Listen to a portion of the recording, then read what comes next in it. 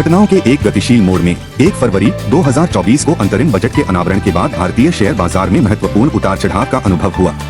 निवेशकों को बाजार की अनिश्चितताओं से जूझना पड़ा क्योंकि क्षेत्रीय हलचलें और बजटीय प्रभाव केंद्र में आ गए। क्षेत्रीय बदलाव ऑटो, पावर और FMCG शेयरों में उछाल, बैंक, धातु और रियल्टी शेयरों में बिकवाली देखी गई। कारोबारी दिन की शुरुआत में बाजार ने वादा दिखाया। बेंचमार्क BSE सेंसेक्स 72,551 अंक पर पहुंच गया और निफ्टी 62.65 अंक की बढ़त को दर्शाते हुए 21,788.35 अंक पर पहुंच गया। हालांकि आशावाद अल्पकालिक था क्योंकि बोथर्स इलेक्ट्रिकल निफ्टी लाल रंग में फिसल गया, जिससे बिकवाली की लहर शुरू हो गई। विशेष रूप से ऑटो, पावर और FMCG स्टॉक 0.5% से 1% तक की बढ़त हासिल करने में कामयाब रहे। इसके विपरीत बैंक, धातु और रियल्टी शेयरों को बिकवाली दबाव का सामना करना पड़ा। अंतरिम बजट भाषण का प्रभाव, वित्त मंत्री की घोषणाओं पर बाजार की प्रतिक्रिया। उसी दिन पेश हुआ अंतरिम बजट बाजार के लिए केंद्र बिंदु बन गया। निवेशकों ने वित्त मंत्री के बजट भाषण का बारीकी से विश्लेषण किया, जिससे उल्लेखनीय उतार चढ़ाव देखने को मिला। बजट पेश होने के बाद व्यापारिक गतिविधियां तेज हो गई, जिससे स्थानीय शेयर बाजार में 2/3 उछाल आ गया।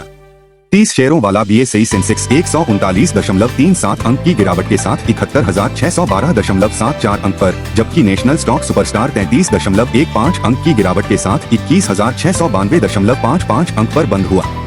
स्टॉक मूवमेंट अदानी ग्रुप चमका, पेटीएम को लोअर सर्किट लॉक का सामना करना पड़ा।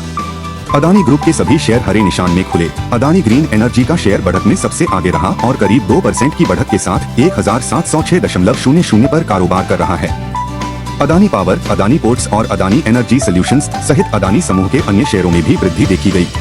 इसके विपरीत पेटीएम के शेयरों को भारतीय रिजर्व बैंक RBI द्वारा लगाए गए 20% लोअर सर्किट लॉक का सामना करना पड़ा, जो एक महीने में सबसे बड़ी एक दिवसीय गिरावट थी। यह निर्णय कंपनी द्वारा बड़े पैमाने पर ऋणों की ओर रणनीतिक बदलाव और अभी खरीदे बाद में भुगतान करें BNPL व्यवसायों पर फिर से ध्यान केंद्रित करने की घोषणा के बाद आया। बाजार लचीलापन, समापन आंकड़े और विदेशी निवेशक गतिविधि।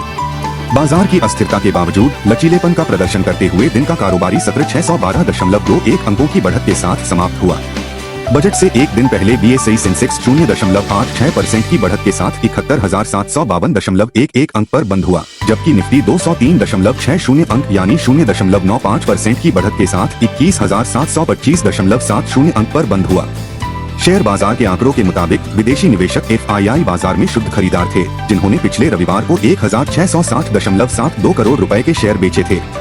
निष्कर्ष, जैसा कि भारतीय शेयर बाजार अंतरिम बजट प्रस्तुति के बाद की स्थिति में है, निवेशक चल रहे क्षेत्रीय बदलावों और कंपनी विशिष्ट विकास के बीच सतर्क रहते हैं।